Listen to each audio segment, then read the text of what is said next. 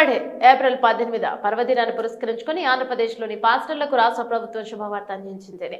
రాష్ట్ర ప్రభుత్వం అర్హులైన వేలాది మంది పాస్టర్ల గౌరవ వేతనం విడుదల ముఖ్యమంత్రికి చంద్రబాబుకు ఆమోదం తెలిపారు. ఈ మేరకు సంబంధిత శాఖ అధికారులు ఉత్తర్వులను జారీ చేశారు. ప్రభుత్వ నిర్ణయంతో రాష్ట్రాలలోని మొత్తం 8,427 మంది పాస్టర్లకు ప్రయోజనం చేకూరిందని, వీరికి నెలకి 5,000 చొప్పున గౌరవ వేతనం చెల్లించనున్నారు. 2024 మే నెల నుంచి నవంబర్ నెల వరకు అంటే 7 నెలల కాలానికి సంబంధించిన బకాయిలను ఒకేసారి విడుదల చేయాలని ప్రభుత్వం నిర్ణయించింది.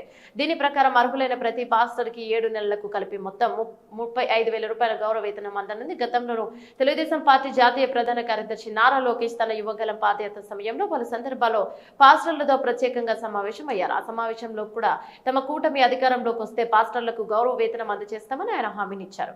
ఇటీవల ఎన్నికల్లో విజయం సాధించి అధికారంలోకి వచ్చిన కూటమి ప్రభుత్వం ఇచ్చిన మాట ప్రకారం ఈ హామీని అమలు చేస్తూ తాజాగా ఉత్తర్వులు జారీ చేసిందని ప్రభుత్వ వర్గాలు పేర్కొన్నాయి. గుడ్ ఫ్రైడే సందర్భంగా ఈ నిర్ణయం వెలువడటం ప్రాధాన్యతను సంతరించుకుంది.